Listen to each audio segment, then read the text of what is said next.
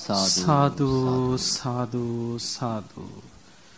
සමන්තා චක්ඛවාලේසු අත්‍රා ගච්ඡන්තු දේවතා සද්දම්මං මුනි රාජස්ස සුනන්තු සග්ග මොක්ඛදං ධම්මස්සවන කාලෝ අයං බදන්තා ධම්මස්සවන කාලෝ අයං බදන්තා ධම්මස්සවන කාලෝ අයං බදන්තා.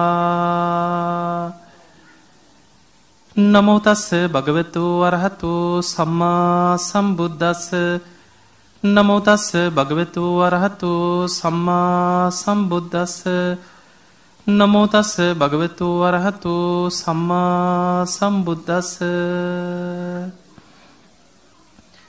අති ගෞරවනීය පූජනීය ශ්‍රී සම්බෝධි විහාරස්ථානයේ වැඩ සිටින පූජනීය වන්දනීය මහා සංඝරත්නයන් අවසරයි.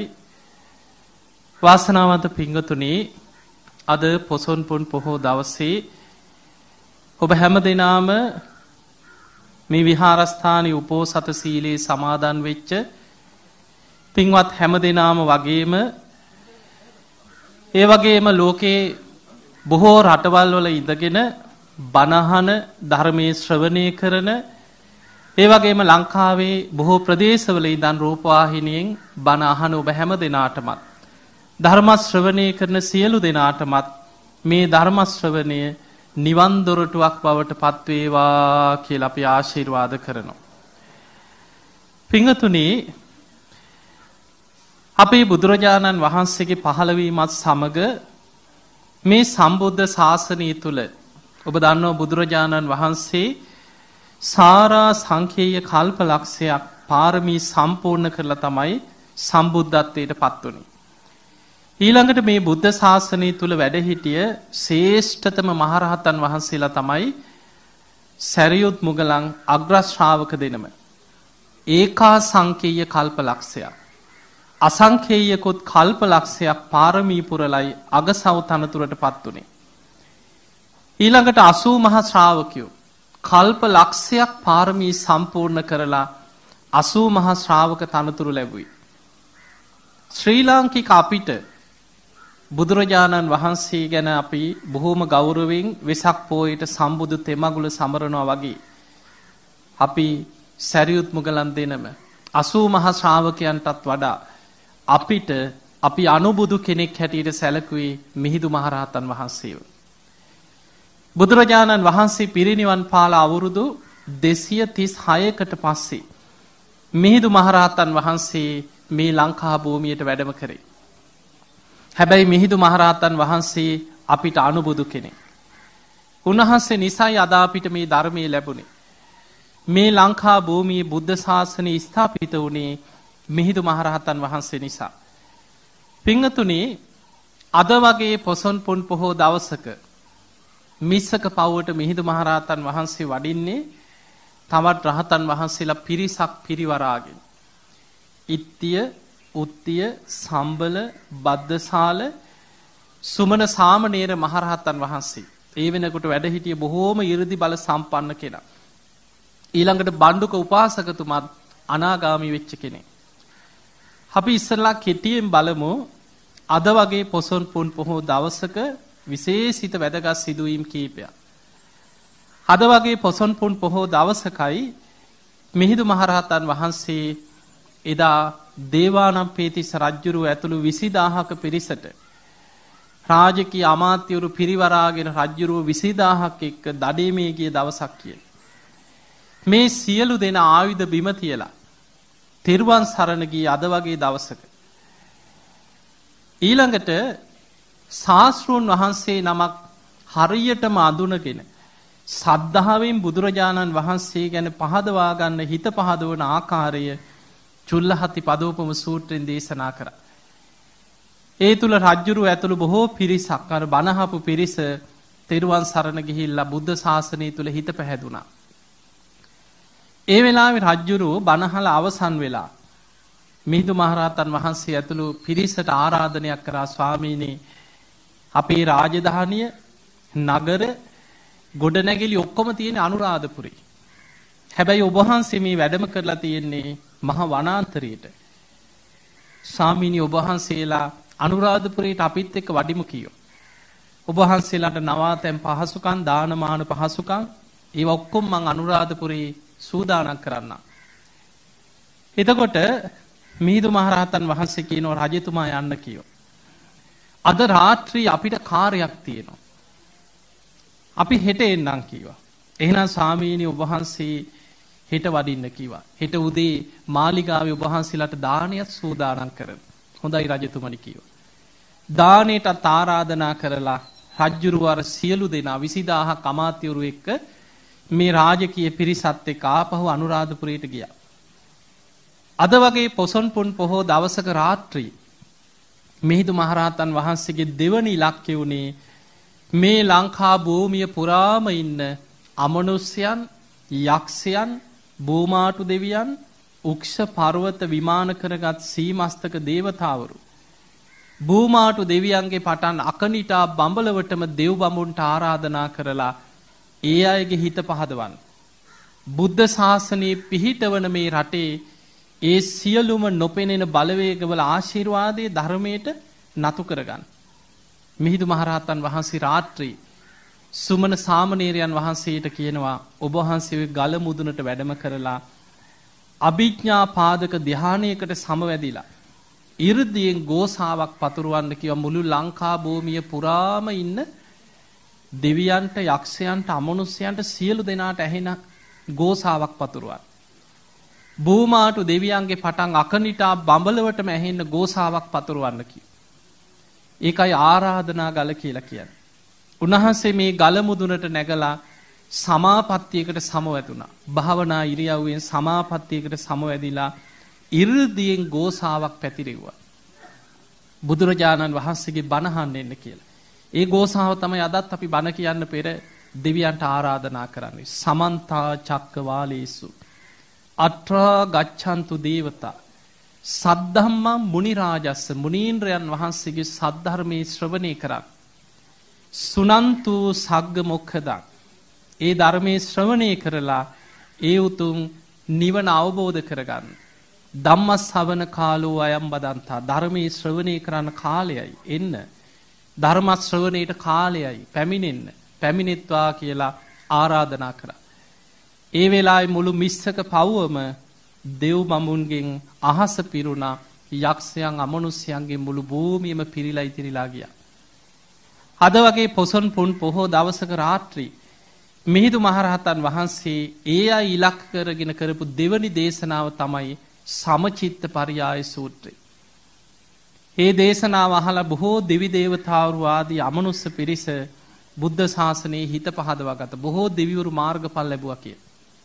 ඒ අද වගේ පොසොන් පුන් පොහෝ දවසක රාත්‍රී. එදා රාත්‍රිය මිස්සක පවුවෙම මේ මහරහතන් වහන්සේලා ගත කරා. ඒ වගේමයි අද වගේ පොසොන් පුන් පොහෝ දවසක රාත්‍රී අර බණ්ඩුක උපාසකතුමාවත් පැවිදි උපසම්පදාව ලබලා දුන්නා. දැන් ඔක්කොම පැවිදි වෙච්ච අය. එතකොට ඒ වගේමයි පින්වතුනි පොසොන් පුන් පොහෝ දවසේ අපේ බුදුරජාණන් වහන්සේ බුදු වෙලා එතකොට හරියටම සති කීයක් ගෙවිලාද? වෙසක් පොයට බුදු වුණා නම් සති 4ක් ගෙවිලා. අද වගේ දවසක තමයි රුවන්ගේ මත වැඩ ඉඳලා අභිධර්මයේ මෙනෙහි කරේ. උන්වහන්සේගේ බුදු සිරුර සවණක් ගන බුද්ධ රශ්මි දහරා විහිදෙමින් උන්වහන්සේගේ ලේ දහතුව පවිත්‍රත්වයට පත්වෙමින් රුවන්ගේ මතදී ඒ ධර්මයේ ගාම්භීරම කොටස් සිහි කරනකොට සවණක් ගන බුද්ධ රශ්මි දහරා විහිදුනේ අද වගේ දවසක. බුදු වෙච්ච පළවෙනි සතිය බුදු රැස් විහිදුන්නේ. දෙවනි තුන්වෙනි සතිවලත් නෙමෙයි. හතරවෙනි සතිය තමයි අද වගේ පුන් පොහෝ දවසක තමයි බුදුරජාණන් වහන්සේගේ බුදු සිරුරෙන් බුදු වෙලා හරියටම මාසයකට පස්සේ සවණක් ගන බුද්ධ රශ්මි දහරා විහිදෙන්න පටන් ගත්තා. පින්වතුනි දැන් පසුවදා මිහිඳු මහරහතන් වහන්සේ උදේ පාන්දර රජ්ජුරුවෝ කරත්ත පෙළක් එවලා තිබ්බා. මිහිඳු මහරහතන් වහන්සේ ඇතුළු පිරිස මාලිගාවට වඩම්මගෙන යන බොහොම ගෞරවයෙන් සරසපු කරත්ත පෙළක්. ඒ වෙලාවේ මිහිඳු මහරහතන් වහන්සේ කියනවා භික්ෂූන් වහන්සේලා මේ සත්තු බැඳපු සත්තු ගැට ගහපු සතුන් ඇදගෙන යන කරත්තවල වඩින්නේ නැහැ කිව්වා. ඒක කැප නැහැ කිව්වා. කරත්ත ටිකට යන්න කිව්වා. යන්න කියලා අර සියලු දෙනා අහසට පැන නැගලා මිස්සක පවුවේ ඉඳන් රජ්ජුරුවන්ගේ මාලිගාවට අහසීම වැඩම කරා. ඒ පොසොන් දවසට පහුවදා දැන් උදෑසන දානීය සූදානම් කරලා මේ රහතන් වහන්සේලාට බොහොම ගෞරවයෙන් දානීය ටික පූජා කරා. දානි පූජා කරලා අවසන් වෙනකොට ඉස්සරහින්ම බණ අහන්න වාඩි වුණා අනුලා බිසෝ ප්‍රධාන බිසෝවරු කාන්තාව සේවිකාව කොම 500ක් තරම් පිරිසක් වාඩි වුණා. මිහිඳු මහරහතන් වහන්සේ ඒ අයට පේතවත්තු විමානවත්තු ඇසුරෙන් සත්‍ය සංයුක්තයෙන් දහම් දෙසුවා කියලා. පේතවත්තු කියන්නේ අකුසල් කරලා പ്രേත ලෝකෙ ඉපදිච්ච പ്രേතයන්ගේ ජීවිත කතා. විමානවත්තු කියන්නේ පින් දහම් කරලා දිව්‍ය ලෝකෙ ඉපදිච්ච දෙවියන්ගේ ජීවිත කතා. සත්‍ය සංයුක්තයේ තියෙන චතුරාර්ය සත්‍ය ඇතුළත් දේශන ගණනාවක් තියෙනවා සංයුත්ත නිකායේ දේශන පෙළ. මේ දේශනාවලින් බණ කියලා අවසන් වෙනකොට දෙවනි දවසේ අර අනුලා බිසව ප්‍රදාන 500ක් දෙනා සෝවාන් මාර්ග ඵලෙ පිහිටනවා. දැන් බණ කියලා අවසන් වෙනකොට මාලිගාව ඉස්සරහා විශාල පිරිසක් පිරීලා. මිනිස්සු කෑකෝ ගහනවා අනේ අපිටත් බලන්න ඕනේ අපිටත් බණ අහන්න ඕනේ. ඇයි අර කලින් රජ්ජුරුව එක්ක මිස්සක පව්වේදී 20000ක පිරිසක් දඩේ මේ ගියා. ඒ මිනිස්සු ගෙවල් දොරවල් වලට ගම් නියංගම් වලට ගිහිල්ලා හැම තැනම මේක කියලා. ඔන්න අහසින් වැඩම කරලා ධර්මාශෝක රජතුමාගේ පුත්‍රරත්නයලු අහසින්ලු වැඩි ඔන්න හෙට මාලිගාවට වඩිනවා.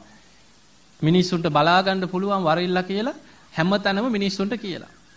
දැන් මාලිගාව ඉස්සරහා විශාල පිරිසක් ඇවිල්ලා දැන් කෑකෝ ගහනවා අනේ අපිටත් බලන්න ඕනේ අපිටත් බලන්න ඕනේ කියලා. රජ්ජුරුව එළියට ඇවිල්ලා බැලුවා ඉඩ නැහැ. රජ්ජුරුවන්ට කල්පනා වුණා තමන්ගේ ඇත්ගාල ජෝතිය වනේ අද ජේතවන චෛත්‍යයේ තියෙන එතන ඉක්මනට ඇත්තු ටික එතනින් ඉවත් කරලා භූමියේ සුද්ධ පවිත්‍ර කරලා අඬ බෙර ගැහුවා මිනිස්සුන්ට එතනට රැස් වෙන්න. එතන මණ්ඩපයක් හදලා මිහිඳු මහරහතන් වහන්සේ ඇතුළු මේ රහතන් වහන්සේලා වඩම්මගෙන ගිහිල්ලා අර මණ්ඩපේ වඩා හිඳෙව්වා. විශාල පිරිසක් රැස් වෙලා. ඒ හෙට වගේ දවසක දහවල් පොසොන් දවසට පහුවදා රජ්ජුරුවම ආරාධනයක් කරා ස්වාමීනි මේ ඉන්නේ මගේ රටවැසියෝ. මේ උතුම් ධර්මය මගේ රටවැසියන්ටත් කරුණාවෙන් දේශනා කරන සේක්වා. ඔන්න මිහිඳු මහරහතන් වහන්සේ අපේ රටේ සාමාන්‍ය මිනිස්යන්ට පළවෙනියටම දේශනා කරේ දේවදූත සූත්‍රය ඇසුරෙන් ජෝතිය වනයේදී බණ කීවා. ඒ පොසොන් දවසට පහුවදා. දේවදූත සූත්‍රයේ තියෙන අපාය ගැන ඒ දේශනාවෙන් බණ කියලා අවසන් වෙනකොට 500ක් දෙනා මාර්ගඵල ලැබුවා කියනවා එතනදී. දැන් එතකොට උදේ අනුලාභිසව ප්‍රදාන එතන 500ක් තරම් පිරිස ජෝතිය වනේ බණ අහලා දැන් එතන 500ක්. එතකොට 1000ක් පිරිස එදා. හවස් වෙනකොට ජෝතිය වනේත් ඉඩ නැහැ. හැම තැනින්ම මිනිස්සු වෙනවා ආරංචියට. රජ්ජුරුව බැලුවා මුළු අනුරාධපුරේම ඉඩ තියෙන විශාලම නිදහස් භූමියක් තියෙන රජ්ජුරුවන්ගේ උයන මහමෙවුනා උයන. ඉක්මනට එතන මණ්ඩපයක් හදලා රාත්‍රී සෙනග එතනට එකතු කරුවා. එකතු කරලා මිහිඳු මහරහතන් වහන්සේ ඇතුළු පිරිසට එතන බණ කියන්න හදලා දුන්නා. පොසොන් දවසට පහවදා රාත්‍රී මිහිඳු මහරහතන් වහන්සේ දෙවනි දවසේ කරපු තුන්වෙනි දේශනාව තමයි බාල පණ්ඩිත සූත්‍රයෙන් දහම් දෙසුවා. ඒ දේශනාවෙන් බණ අහලා එතනත් 500ක තරම් පිරිසක් මාර්ගඵල ලැබුවා කියලා සඳහන් වෙනවා. පින්වතුනි අපේ ඉතිහාසයේ තියෙන මිහිඳු හාමුදුරුවෝ වැඩම කළ දෙවනි දවසේ 1500ක් තරම් පිරිස මාර්ගඵල ලබනවා. දැන් දෙවනි දවසේ මහමෙවුනා උයනේ බණ කියලා අවසන් වෙනකොට රෑ වෙනවා.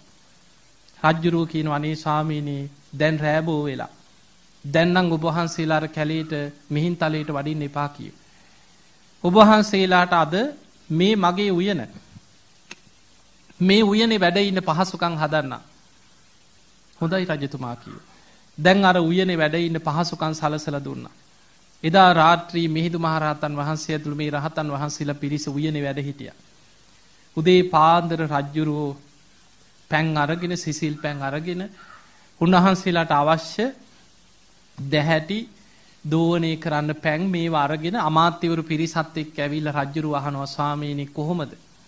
ඊයේ රාත්‍රී සැපසේ වැඩ සිටියද? සුවසේ නිින්ද ගියාද?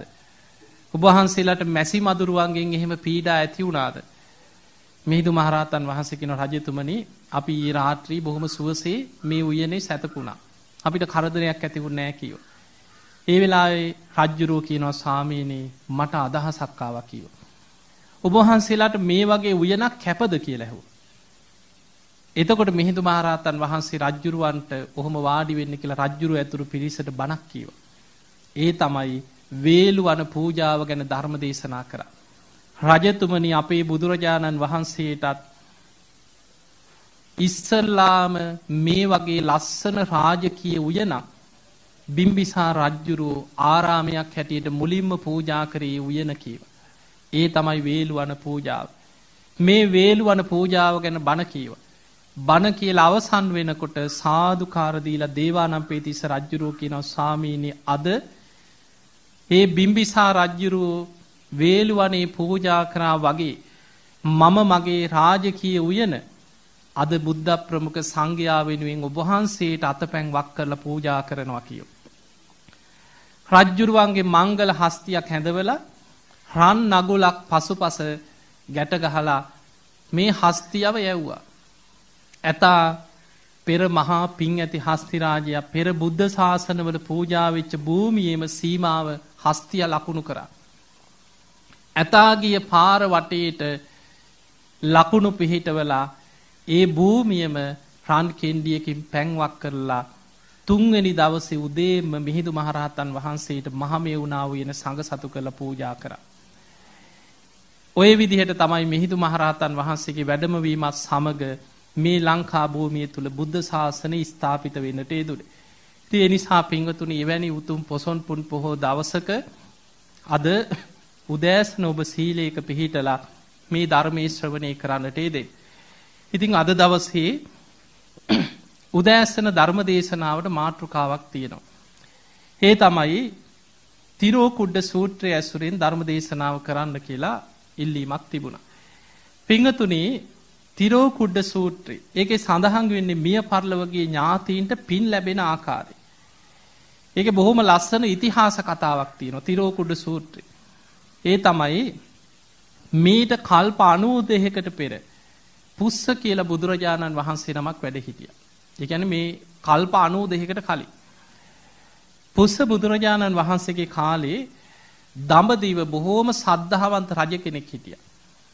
මේ රජ්ජුරුව තමයි මුළු දඹදිව තලයේම එක්සේ සත්ව පාලනය කරපු රජ්ජුරුව. ওই ධර්මාශෝක රජ්ජුරුව මුළු දඹදිවම එක්සේ සත් කළා පාලනය කරේ. ඒ වගේ එදා පුස්ස බුදුහාඳුරන්ගේ කාලේ මුළු දඹදිවම පාලනය කරේ එක රජ කෙනෙක්. ඒ රජ්ජුරුව පුදුම සද්ධාවන්තයි. දවස ගානේ බුද්ධ ප්‍රමුඛ සංඝයා කොහෙද වඩින්නේ කොහෙද වැඩ ඉන්නේ රජ්ජුරුවම දන් දෙනවා. වෙන කාටවත් දන් දෙන්න දෙන්නේ නැහැ. රජ්ජුරුවම දම් පින්කම් කර. නගරවාසීන් පවා දැන් රජ්ජුරුවන්ට විරුද්ධව මාලිගාව ඉදිරියේ නොයේක් විදිහට තමන්ගේ දුක කියනවා අනේ අපිට පිනක් කරගන්න දෙන්න. අනේ අපිටත් දානයක් දෙන්න දෙන්න. එතකොට රජ්ජුරුව කියනවා රටවැසියනි මං දම් පින්කම් කරන්නේ නුඹලාගේ අයබදු මුදල් වලින්.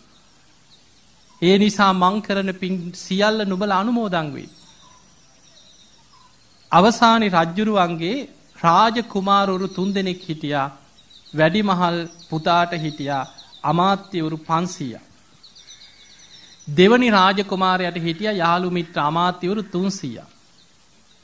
තුන්වෙනි රාජ කුමාරයාට හිටියා යාළු මිත්‍ර අමාත්‍යවරු 200ක්. මේ රාජ කුමාරවරු 3 දෙනාට තමයි රටේ විශාලම ප්‍රදේශ 3ක් පාලනය කරන්න රජ්ජුරුව පවර්ලා තිබ්බේ. මේ රාජ කුමාරවරු 3 දෙනා දවසක් එකතු වෙලා කතා වුණා බුදු කෙනෙක් පහළ වෙලා. දහස් ගණන් සංඝයා සමග දඹදිව තලයේ වැඩ ඉන්නවා.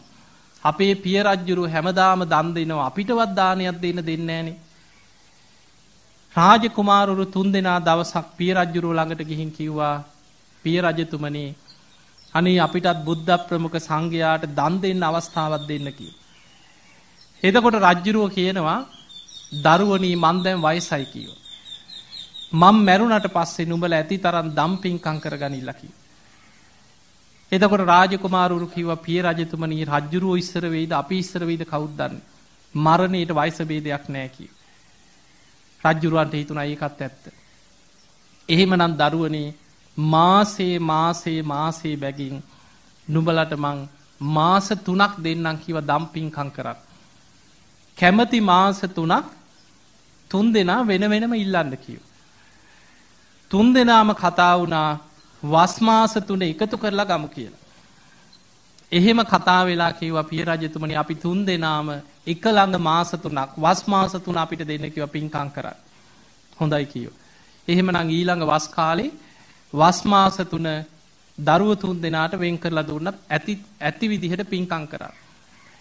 මේ රාජකුමාරවරු 3 දෙනාම ගිහිල්ලා තමන්ගේ රාජ්‍ය 3ම මැදි වෙන විදිහට ලස්සන භූමියක් තිබ්බා. මේ භූමියට තමන්ගේ භාණ්ඩාගාර 3ේම මුදල් යොදවලා විශාල ආරාමයක් හැදෙව්වා. බුද්ධ ප්‍රමුඛ දහස් ගණන් සංඝයාට වැඩ ඉන්න අංග සම්පූර්ණ ආරාමයක් කෙරෙව්වා. ඔය ආරාමේ කරනකොට ඔය නගරෙම හිටිය පිරිසක් ඕකට බනින. එහෙමයි නැද්ද? මේ රජ්ජුරුවන් මේ මිනිස්සුන්ගෙන් අයබදු එකතු කරලා මේ නිකම් පිණ්ඩපාතේ ඇවිද ඉන්න ශ්‍රමණයන්ට බේන් ගොඩ නැගිලි හදනවා මෙච්චර ලොකු ආරාම හදනවා. ওই ගල්ලෙනක ගහක් යට හිටියාම මොකද කියලා දැන් බනිනවා. බොහොම ලස්සන ආරාමයක් හැදුවා. හදලා ඉවර වෙලා රාජකුමාරවරු 3 දෙනාම පුස්ස බුදුහාමුදුරුවෝ ඇතුළු සංඝ පිරිසට වස් ආරාධනාවක් කරා. බුදුරජාණන් වහන්සේ මහා සංඝයා පිරිවරාගෙන පැමිණිලා ආරාමේ පිළිගත්තා. ඒ ආරාමේ වස් සමාදන් වුණා. ඒ වෙලාවේ රාජකුමාරවරු කතා වුණා අපි කොච්චර අමාරුවෙන්ද මේ දන් දෙන්න අවස්ථාවක් පිය රජුරුවන්ගෙන් ඉල්ලගත්තේ. ඒ නිසා මේ රාජ්‍ය කටයුතු කර කර ඉන්නවට වැඩිය අමාත්‍යවරුන්ට ওই ටික පවරමු. අපි 3 දෙනා දසසිල් වෙලා මේ වස් මාස 3 බුද්ධෝපස්ථාන සංඝෝපස්ථාන කළ පින් කරගමු. රාජකුමාරවරු 3 දෙනාම දසසිල් සමාදන් වුණා. අර ආරාමෙම නතර වුණා. බුද්ධෝපස්ථාන සංඝෝපස්ථාන කරනවා. අමාත්‍යවරුන්ට පැවරුවා රාජ්‍ය කටයුතු බලන්න. අමාත්‍යවරුත් මොකද කරේ? කොටසක් රාජ්‍ය පාලනය කරනකොට කොටසක් ආරාමේ වතාවත් කරනවා. කොටසක් දසසිල් වෙනවා. ඔය විදිහට අර 1000ක් අමාත්‍යවරුත් වස් මාස 3 පුළුවන් තරම් පින්කම් කරගත්තා. ඔය අතර දැන් මේ වස් මාස 3 රාජකුමාරවරු 3 දෙනාම දසසිල් වෙලා අමාත්‍යවරුත් දම් පින්කම් කරනවා. හැබැයි මේ රාජ්‍ය 3ේම ගබඩාවල් පැවරුවා එක අමාත්‍යවරයෙකුට. ඔහු බොහොම සද්ධාවන්ත විශ්වාසවන්ත කෙනෙක්. ඔහුට පැවරුවා රාජකුමාරවරු 3 දෙනාම ගබඩාවල් වල ධනිය පැවරුවා. ඇති තරම් වස්තුව තියෙනවා. මේ වස් මාස 3 කිසිම අගහිඟයක් නැතුව බුද්ධ ප්‍රමුඛ සංඝයා වෙනුවෙන් දම් පින්කම් සූදානම් කරන්න කිව්ව ඔහුට ශ්‍රීසිසි. ඒ විතරක් නෙමෙයි නගරවාසීන්ට දුගී මගේ යාචකයන්ට මිනිස්සුන්ට දන් දෙන්න කිව්වා. දැන් සියලුම බලතල එක අමාත්‍යවරයෙකුට පවරලා ගබඩාවල සම්පූර්ණ යතුරු දුන්නා ඔහුට. ඔහු සද්ධාවන්තයි. දැන් අර නගරේ පිරිසක් හිටියනේ ඕකට බැන මේ පිරිසට දැන් පුදුම කේන්තියක්. බුද්ධ ප්‍රමුඛ සංඝයාව දැන් මේ දහස් ගණන් සංඝයාව ආරාමයක නවත්තගෙන දන් දෙනවා පුදුම කේන්තියක්. කොහොමයි නැද්ද? ඉන්නවා. ඕකට බැන ඉඳලා කල්පනා කරා බනිනවට වඩා අපිත් ගිහිල්ලා ඔය තියෙන වස්තුව අපේ ගෙවල් වලට අදිමු. ඕකට හොඳම දේ තමයි උදව් කරන ස්වරූපෙන් ඔතනට යන්නේක. අපි කියන්නේ කපන්න බැරි අත ඉඹිනවා කියලා. ඒ වගේ දැන් අර බැන හිටපු පිරිස ගියා. ගිහිල්ලා කිව්වා අනේ කොච්චර දෙයක්ද අනේ බුද්ධ ප්‍රමුඛ සංඝයාට දන් දෙන එක අනේ සාදු අපිත් එනවා කිව්වා. අපිත් එනවා උදව් කරන්න. අපිත් ඔය උයන්න පිහන්න පින්කම් කරන්න ලෑස්ති වෙනවා කියලා පිරිස එකතු කරගත්තා. තව කට්ටියට කිව්වා වරෙල්ලා උඹලත් වරෙල්ලා. උඹලත් ගෙනියපල්ලා කිව්වා. කට්ටිය එකතු වෙලා 84000ක තරම් පිරිසක් එකතු වෙලා අර ගබඩාවල තිබ්බ රාජ්‍ය ධනය කොල්ල කෑවා කියන. අර වස්තුව කොල්ල කෑවා. ගෙවල් වලට ඇද්ද සමහර ඒවා. ඊළඟට දම්පින්කම් කරන්න දානයට ඔක්කොම සූදානම් කරද්දී බුද්ධ ප්‍රමුඛ සංඝයාට දන් දෙන්න කලින් මේ අය ඒවා කන්න බොන්න පටන් ගත්තා කියලා. ඔය ඉන්න ශ්‍රමණයන් කන්න කලින් අපි කාලා ඉන්න එපා කියලා අර පිරිස කනවා බොනවා අර උයන පිහෙන දාන වස්තුව. අපේ ළමයි බඩකින්නේ තියලා හරියනවද? මේ ළමයින්ට කන්න දීපල්ලා කියලා අර බුද්ධ ප්‍රමුඛ සංඝයාට දන් දෙන්න පෙර ළමයින්ට කවනවා. ඔය විදිහට මේ පිරිසම අර දාන වස්තුව හොරා කමින් සමහරු දාන බඩු ගෙවල් වලට ඇද්දා කියනවා ගබඩාවේ වස්තුව හොරා කෑවා. රාජ්‍ය ධනය රාජ කුමාරවරුන්ගේ කිසිම අවසරයක් නැතුව අර අමාත්‍යවරයාට හොරෙන් අර සද්ධාවෙන් දම්පින්කම් සූදානම් කරපු අමාත්‍යවරයා නොමග යව දාන වස්තුව අර ගබඩාවල තිබ්බ භාණ්ඩාගාර වස්තුව හොරා කෑවා.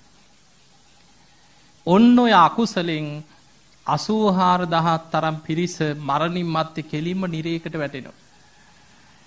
අකුසල විපාකේ භයානකකම මේ දේශනාවෙන් බලන්න පුළුවන්. පින්වතුනි කල්ප 92කට පෙර ඔය අකුසලේ කරගත්තේ. අපායට වැටිලා කල්පයක් දෙකක් තුනක් නෙමෙයි. කල්ප 91ක් අපායෙන්ම ගොඩාවේ නැහැ කියන. අපායෙන් අපායට. නිරෙන් නිරේට වැටි වැටි කල්ප 91ක් අපායේ පැහුණා. ඔය പ്രേත පිරිස. ඔය නිරිසත්ත්වෝ. දැන් ඔහොම අපායේ පැහිලා මේ මහා භද්‍ර කල්පය ආරම්භ වෙනකොට කවුද මේ මහා භද්‍ර කල්පයේ මුලින්ම පහළ වෙච්ච බුදුරජාන් වහන්සේ? කකුසඳ බුදුරජාන් වහන්සේ. කකුසඳ බුදුරජාණන් වහන්සේ පහළ වෙනකොට අර නිරිසත්ත්වෝ ටික කල්ප 91ක් අපායේ පැහි හිටපු පිරිස අපායින් චුත වෙලා പ്രേත ලෝකේ පහළ වුණා. එක රොත්තක් 84000 තරම් ඇට සැකිලි වගේ പ്രേතයෝ പ്രേත ලෝකේ පහළ වුණා. නිරෙන් චුත වෙලා പ്രേත ලෝකෙට ආවා. මුළු ඇඟම දනවා, පිච්චෙනවා. සා පිපාසාවේ මුළු ඇඟම වේලුම් කනවා. ඔළුවට නිකන් කටු අනිනවා, උල් අනිනවා වගේ වේදනා ඇති වෙනවා කියන. බඩ පපුව දනවා. පින් ගන්න බෑ. කිසිම කුසගින්න නිවා ගන්න දෙයක් ගන්න බෑ. ඊට පස්සේ කකුසඳ බුදුරජාණන් වහන්සේට දවසක් පිරිසක් දානයක් දීලා තමන්ගේ මියගිය ඥාතීන්ට පින් දීපු වෙලාවේ බොහෝ ඥාතීන් පින් අරගෙන සුවපත් වුණා. මේක බලාගෙන හිටිය අර പ്രേත පිරිස බලාගෙන ඉඳලා දවසක් කකුසඳ බුදුරජාණන් වහන්සේ ඉදිරියේ පෙනී ඉඳලා දුක කීවා.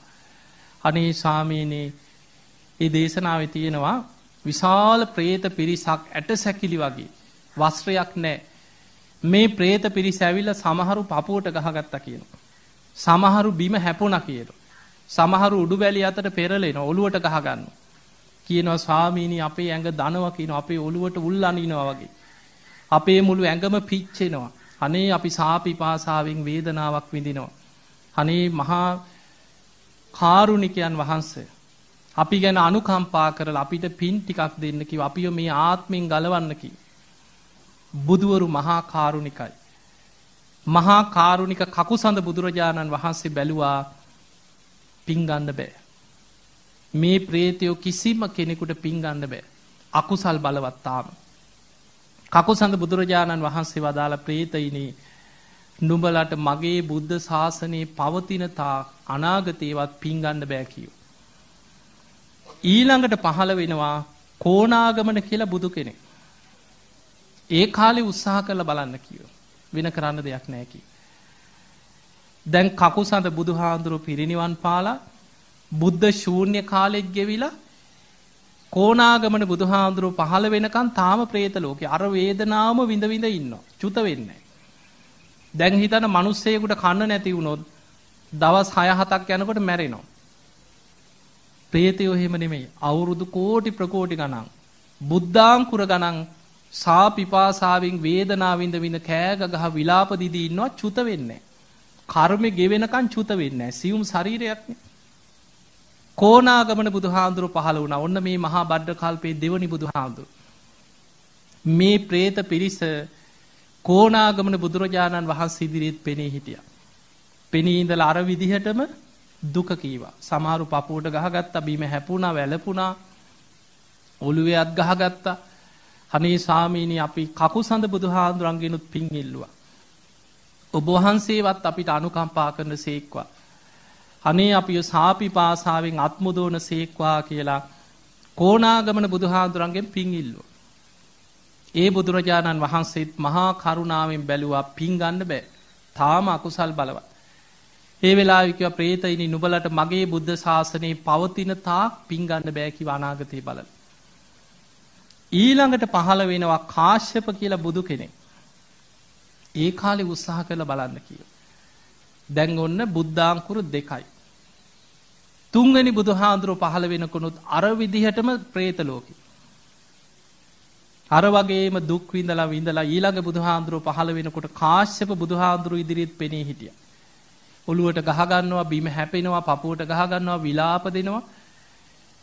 කාශ්‍යප බුදුරජාන් වහන්සේ ඉදිරියේ පෙනී ඉඳලා දුක කීව අනේ ස්වාමීනි අපි මීට පෙර පහළ වෙච්ච කකුසඳ බුදුහාඳුරන්ගෙනුත් පින් ඉල්ලුවා. කෝණාගමන බුදුහාඳුරෝ ඉදිරියේත් පෙනී ඉඳලා මේ වගේම පින් ඉල්ලුවා. ඔබ වහන්සේවත් අපිව පින් ටිකක් අනුමෝදන් කරලා අනේ අපිව මේ දුක්ඛිත ආත්මෙන් ගලවන සේක්වා කියලා පින් ඉල්ලුවා. කාශ්‍යප බුදුරජාණන් වහන්සේ බැලුවා තාම අකුසල් බලවත්.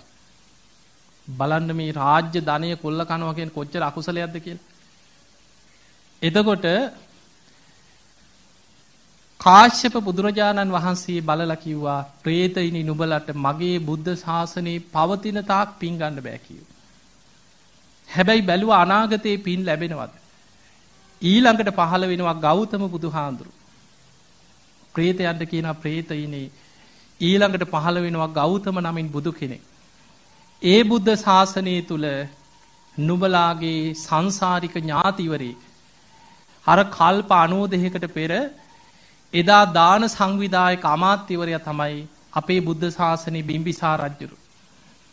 නුඹලාගේ සංසාරික හිතවතෙක් ඥාතිවරේ. ඔය අකුසලයේ කරපු කාලේ එදා බොහොම සද්ධාවෙන් භාණ්ඩාගාරයේ ගබඩාවල් බාරව දාන සංවිධානය කරපු අමාත්‍යවරයා. ඔහු ගෞතම බුදුහාඳුරුව වෙනුවෙන් අනාගතයේ ආරාමයක් හදලා මහා සංඝයාට දන් දීලා පින් අනුමෝදන් කරයි. ඒ පින් අනුමෝදන් වුණොත් නුඹලට ওই ආත්මෙන් මිදෙන්න පුළුවන් කි. ඔන්න දැන් අස්හැසිල්ලක් තියෙනවා. දැන් මේක දැනගත්තේ කාගෙන්ද? කාශ්‍යප බුදුහාඳුරන්ගේ. ගෞතම බුද්ධ ශාසනයේ පින් ලැබෙයි කියලා බලාපොරොත්තුවක් තිබ්බා.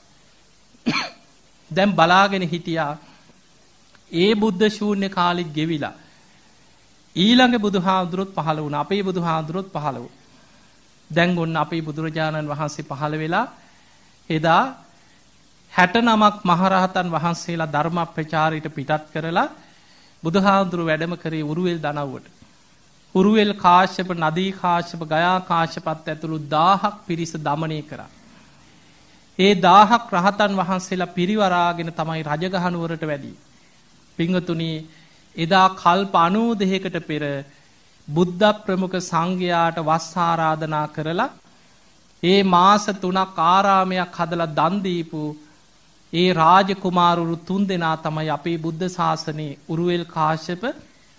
උරුවෙල් කාශ්‍යපට 500ක් හිටියා. ඒ අර වැඩිමහල් රාජකුමාරයාට හිටපු අමාත්‍යවරු 500ක පිරිස.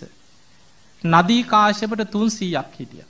ගයා කාශ්‍යපට 200ක් හිටියා. එදා කල්ප 92කට පෙර අර පින්කම සිදු කරගත්ත පිරිස.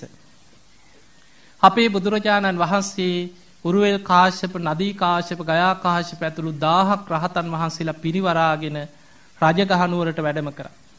ඒ වැඩම කරපු ගමනේ බිම්බිසාර රජුරෝ බණහලා සෝවාන් වුණා. රජුරෝ ඇතුළු බොහෝ රාජකීය පිරිස බණහලා ධර්මය අවබෝධ කරා. බිම්බිසාර රජුරෝ බුදුරජාණන් වහන්සේට වැඳලා කියනවා ස්වාමීනි මට බුදුරජාණන් වහන්සේගෙන් තොර ජීවිතයක් නැහැ. මට ධර්මයෙන් තොර ජීවිතයක් නැහැ. මට ශ්‍රාවක සංඝයාගෙන් තොර ජීවිතයක් නැහැ. ඇයි? අචල සද්ධාවටපත් වුණා. සෝවාන් ඵලයටපත් වුණා. ස්වාමීනි භාග්‍යතුන් වහන්සේ ඔබ වහන්සේ මගේ රාජ්‍ය තුලම මේ සංඝයා සමගින් වැඩ ඉන්නසේක්වා. මට ලස්සන රාජකීය උයනක් තියෙනවා. වේලුවන උයන. මේ උයන මම බුද්ධ ප්‍රමුඛ සංඝයා වෙනුවෙන් පූජා කරනවා.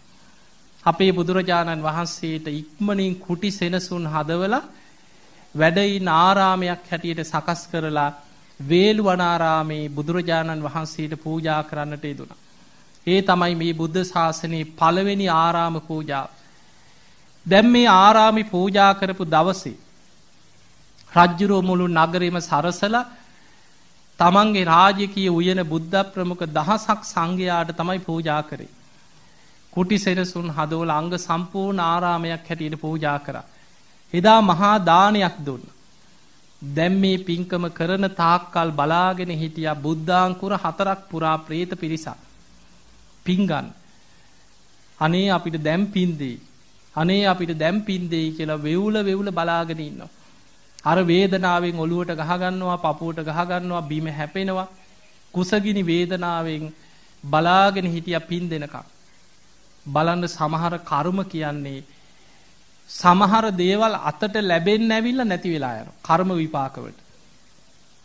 බිම්බිසාර රජුරෝ මෙච්චර විශාල පිනක් කරලා ආරාමයක් හදලා සංඝ සතු කළ පූජා කරත් බිම්බිසාර රජුරවන්ට පින් දෙන්න අමතක වුණා. ඥාතීන් සිහිපත් කරලා වේළුවනේ පූජා කරත් පින් දෙන්න අමතක වුණා. එදාර പ്രേත පිරිස කලබල වුණා. "හෝ අපි වගේ අවාසනාවන්ත පිරිසක්.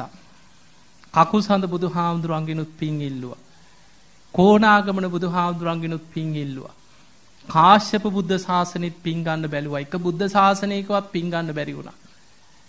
ගෞතම බුද්ධ ශාසනයේ බිම්බිසාර රජුරුවන්ගේ මේ පින ලැබෙයි කියලා අපි බලාගෙන හිටියා. මේ පිනත් අපිට නොලැබුණොත් අපි කවදානම් මේ പ്രേත ආත්මෙන් මිදෙන්නද කියලා එදා කලබලයට පත් වුණා. එදා රජ්ජුරුවෝ මේ පින කරලා ගිහිලා මාලිගාවේ නිදාගත්තා. නිදාගත්තට පස්සේ කලබල වෙච්ච ප්‍රේතයෝ මාලිගාව වටේ හඬා වැළපෙනවා. රජ්ජුරුවන්ට ඇහෙනවා රෑ විලාප දිති අඬන හඬ ඇහෙනවා. ඔළුවට ගහ ගන්නවා, බිම පෙරලනවා, පපුවට ගහ ගන්නවා, සද්ද ඇහෙනවා රජ්ජුරුවන්ට. ඒ අතර මාලිගාවේ බඩමුට්ටු පෙරලෙනවා, දොරවල් හෙල්ලෙනවා.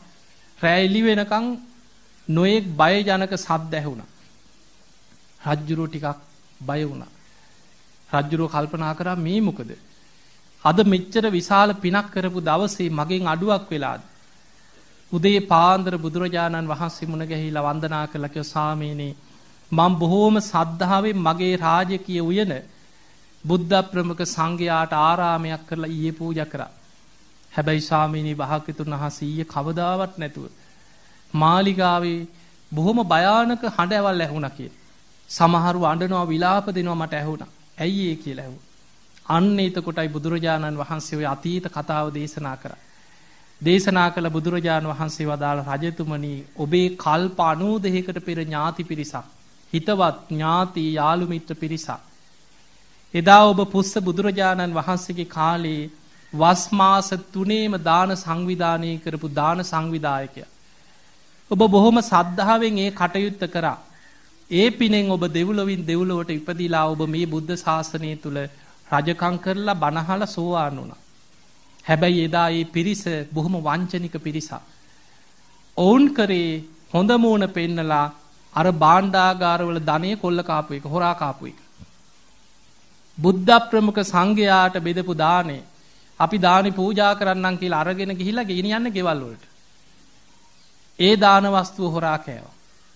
ඒකේ විපාකෙන් කල්ප 91ක් අපායෙම පැහිලා බුද්ධාංකුර 4ක් പ്രേත ලෝකේ දුක් විඳකි. රජතුමා ඊයේ පින් දෙන්න බැරි වෙච්ච නිසා ඥාතීන් සිහිපත් කරලා ඒ പ്രേතයන්ට පින් ගන්න තිබ්බ එකම අවස්ථාව කිවයි. ඒ නිසා රජතුමනි ඥාති പ്രേතයන් ගැන අනුකම්පාවෙන් ඒ අය සිහිපත් කරලා ඒ අයට පින් අනුමෝදන් කරන්න කි.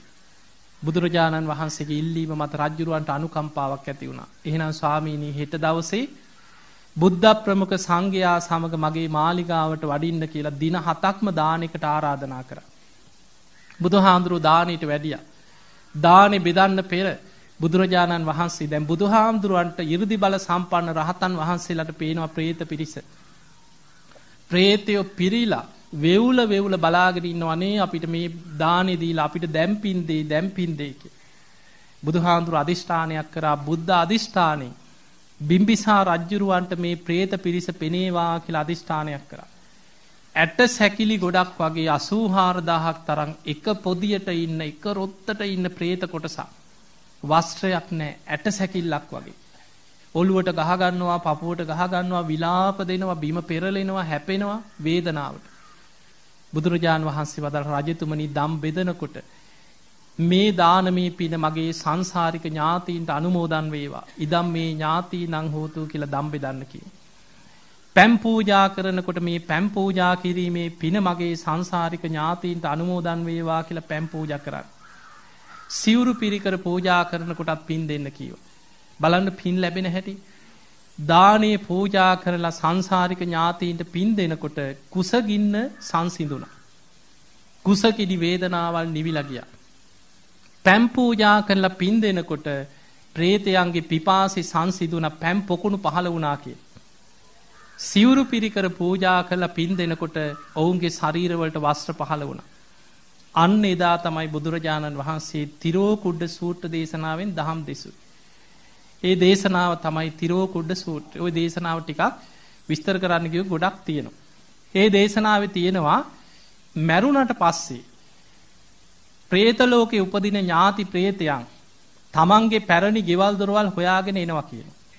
ඔන්න දැන් කට්ටිය එනවා. ධර්මයක් නැතුව ජීවත් වෙලා මැරිච්ච අය പ്രേත ලෝකේ ඉපදිලා පරණ ගෙවල් දොරවල් හොයාගෙන එනවා. ඇවිල්ලා වෙනදා වගේ ගෙදර ඉන්න පුළුවන්ද? බෑ. ගෙට හැරෙන තුම්මන් හන්දිය ළඟ නතර වෙනවා කියලා. ගේ පේන මානේ හතරමන් හන්දියක වත්ත මුල්ලේ දොර මුල්ලේ ගෙයි අයිනක අඳුරු තැනක් ඒ වගේ තැනක නතර වෙනවා කියලා. ඒ ගේ දිහා බලාගෙන හූල්ල හූල්ල ඉන්නවා. සමහර දරුවෝ හොඳ අර දෙමව්පියෝ හම්බ කරපු දේවල් කාලා බීලා විනෝද වෙනවා, ගෙදර පාටි දානවා, විනෝද වෙනවා.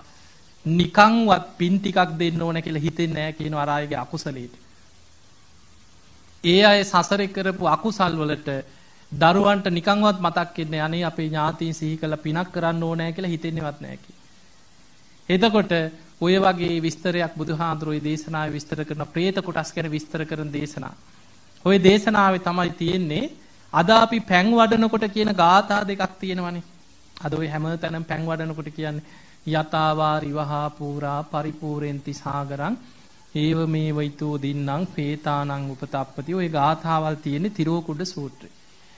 ඒ දේශනාවේ තියෙනවා මිය පරලොව ගිය ඥාතීන් සිහිපත් කරලා අපි පින් කරලා පින් දෙනකොට පින් ගන්න පුළුවන් ඥාති පින් අරගෙන සුවපත් වෙනවා. හැමෝම පින් ගන්න නැහැ මතක තියාගන්න. බුද්ධ දේශනාවල් වල പ്രേත කොටස් ගණනාවක් ගැන සඳහන් වෙනවා. බොහෝ പ്രേතයෝ පින් ගන්නේ නැහැ. පින් ගන්නේ පරදත්තූප කියන පින් අපේක්ෂාවෙන් ඉන්න പ്രേත කොටසක් ඉන්නවා. ඒ අය තමයි කියන පින් ගන්න. එතකොට මේ පින් ගන්න පුළුවන් අයගේ ජීවිත ඉහලින් ගලාගෙන යන ජල පහරක්. පහළ තියෙන අඩුතැන් හිස්තැන් පුරෝගෙන ජලය මහා සාගරයේ ගලා යනවා. යතාවා රිවහා පූරා පරිපූර්ෙන්ති සාගරං ඒව මේ වෛතෝ දින්නම් පේතානං උපතප්පති. ඒ වගේ තමයි කියන අපි පින් කරලා මිය පරලොව ගිය ඥාතීන් සිහිපත් කළ අනේ අපේ ඥාති මේ පින් අරගෙන සුවපත් වේවා කියලා පින් දෙනකොට පින් අඩු පින් ගන්න පුළුවන් පින් අපේක්ෂාවෙන් ඉන්න ඥාතීන් ඒ පින් අනුමෝදන් වෙනකොට ඒ අයගේ ජීවිත පිනෙන් පිරීලා ඉතිරිලා යනවා කියලා.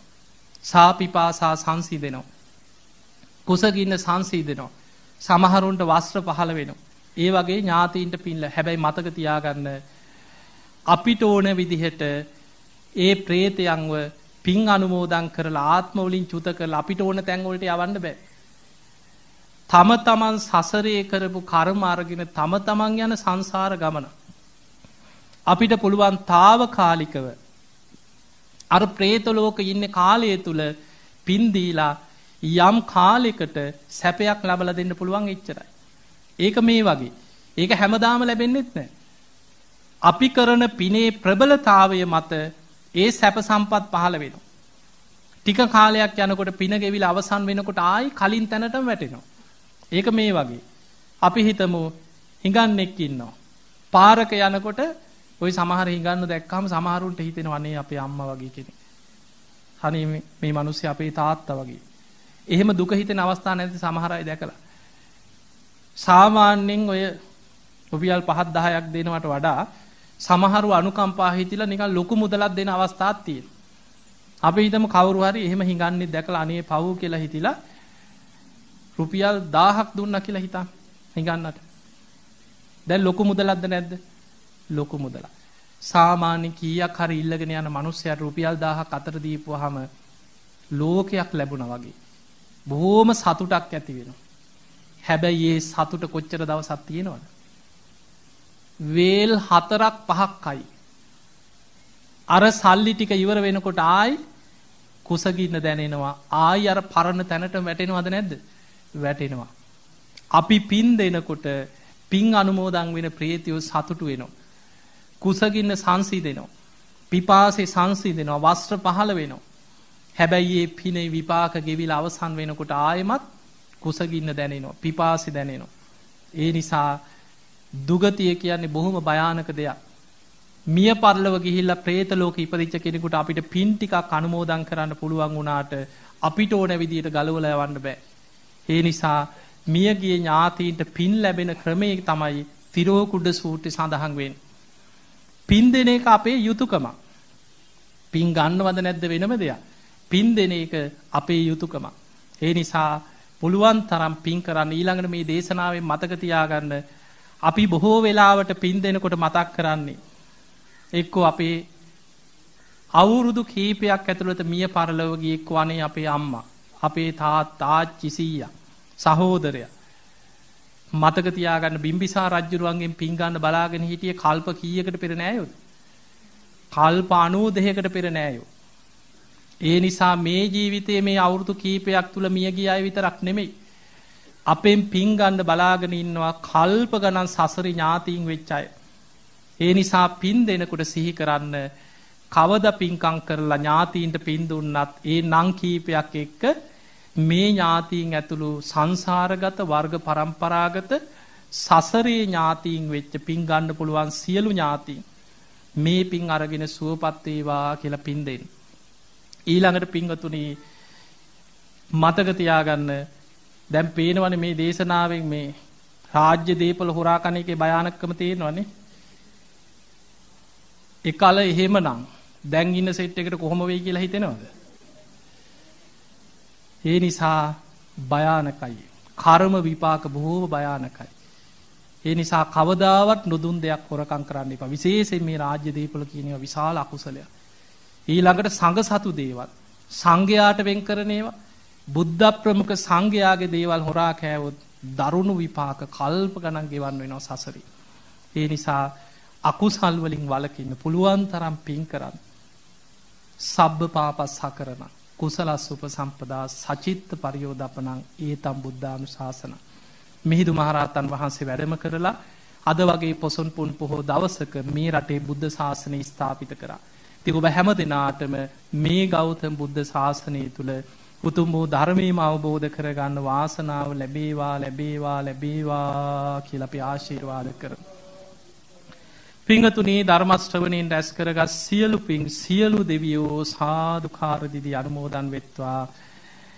මේ දෙවියන්ගේ දිව්‍ය අසීසුරු වර්ධනය කරගෙන සියලු දෙවියෝ උතුම් නිවනටමපත් වේවා කියලා සාදු කියලා පින් දෙන්න.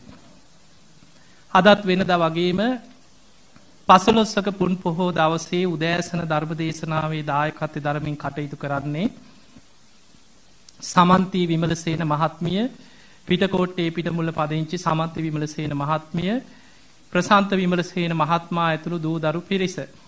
මේ පිංගතුන්ගේ ප්‍රධානම අරමුණක් තමයි සමන්ති විමලසේන මහත්මියගේ මෑණියන් වූ කුසුමා පෙරේරා මෑණියන්, පියාණන් වන චන්ද්‍රා පෙරේරා, ඒ පියාණන් සහෝදරයා සහෝදරිය එරංගා මහත්මිය සහ උපේන්ද්‍ර සමරතුංග කියන මේ පින්වත් සියලු දෙනා. ඒ වගේම සමන්ති මහත්මියගේ ලොකු අම්මා ලලිතා විජේසිංහ, ඒ වගේ මහත්මිය, ඒ වගේම ඥාති දියණිය නීතිඥ චාතුර්යා පෙරේරා ඇතුළු ඒ සියලු දෙනා පවුලේ සුජීවත්ව ඉන්න සෑම සියලු දෙනාම දූ දරුවන් ඥාතීන් හැම දෙනාම නිදුක් වේවා, නිරෝගී වේවා, සුවපත් වේවා. උතුම් ධර්මාවබෝධයේ පිණිසම මේ ධර්ම දානමේ පිනේ හැම දිනාටම පාරමිතාවක් වේවා කියලා ආශිර්වාද කරනවා. ඒ වගේම පින්වතුනි බුද්ධ ශාසනයට මහා සේවාවක් සිදු කරන පූජනීය මහා සංඝරත්නය නිදුක් වේවා නිරෝගී වේවා සුවපත් වේවා කියන සෙත් ප්‍රාර්ථනාව. ඒ වගේම දූ දරුවන්ගේ අධ්‍යාපන කටයුතු සාර්ථක කරගන්න තුනුරුවන්ගේ ආශිර්වාදයම ලැබේවා කියන ආශිර්වාදය. තමන්ගේ ඒ ව්‍යාපාර කටයුතු සාර්ථකව සිදු කරගන්න දෙවියන්ගේ පිහිට රැකවන තුනුරුවන්ගේ ආශිර්වාදයේ සැලසේවා කියන ආශිර්වාද ප්‍රාර්ථනය. සියලු කායික මානසික කරදර දුරු වෙලා මේ ගෞතම බුද්ධ ශාසනයේදීම ඉක්මන් භවයකදී උතුම් ධර්මයම අවබෝධ කරගන්න වාසනාව ලැබේවා කියන ප්‍රාර්ථනාව. ඒ වගේම දේශකයන්න් වහන්සේට සම්බෝධි විහාරාධිපතිව කටයුතු කරන බොරලන්දේ වජිර හාමුදුරන් වහන්සේ ඇතුළු සියලු පූජනීය මහා සංඝරත්නය නිදුක් වේවා නිරෝගී වේවා සුවපත් වේවා කියලා ආශිර්වාද කිරීම. ඒ වගේම සියලු දෙවියන්ට පින් අනුමෝදන් කිරීමත් අපවත් වී වදාළ පූජනීය මහා සංඝරත්නය. විශේෂයෙන් පූජනීය දරණාගම කුසල දමනායක මාහිම්පාණන් වහන්සේ සාදුකාර දීදී මේ පින් අනුමෝදන් වෙත්වා. උන්වහන්සේගේ පරලෝ ජීවිතයේ සැපවත් වේවා සුවපත් වේවා ප්‍රාර්ථනීය බෝධියකින් උතුම් නිවනටම පත් වේවා කියලා සාදු කියලා පින් දෙමු. ඒ වගේම බුද්ධගයා පුදබිම බේරා දුන් අනගාരിക ධර්මපාල ශ්‍රීමතාණන් වගේම සියලු රණවිරුවන්ට පින් අනුමෝදන් කිරීමත් ධර්ම ශ්‍රවණය කළ ලක්වාසී ලෝවාසී හැම දිනාටම උතුම් ධර්ම අවබෝධයම ලැබේවා කියන ආශිර්වාදේ. එහෙමනම් සමන්ති විමලසේන මහත්මිය ප්‍රසන්ත විමලසේන මහත්මයා ඇතුළු පවුලේ හැම දෙනාමත් ඔබ හැම දෙනාමත් ධර්ම ශ්‍රවණය කරපු ලක්වාසී ලෝවාසී සියලු දෙනාම නිදුක් වේවා නිරෝගී වේවා සුවපත් වේවා හැම දිනාටම උතුම් ධර්මාවබෝධයම ලැබේවා ලැබේවා ලැබේවා කියලා ආශිර්වාද කරනවා. ඔම ඇඳ ගන්න. අභිවාදන සීලිස්ස නිච්ඡං වද්දා ප්‍රචායිනෝ චත්තාරෝ ධම්මා වඩ්ඩಂತಿ ආයුවන්නෝ සුකම් බලං ආයුරාරෝග්‍ය සම්පatti සග්ග සම්පatti මේවච අතෝ නිබ්බාන සම්පatti මිනාතේ සමිජ්ජතු. හැම දිනාටම සම්මා සම්බුදු සරණයි.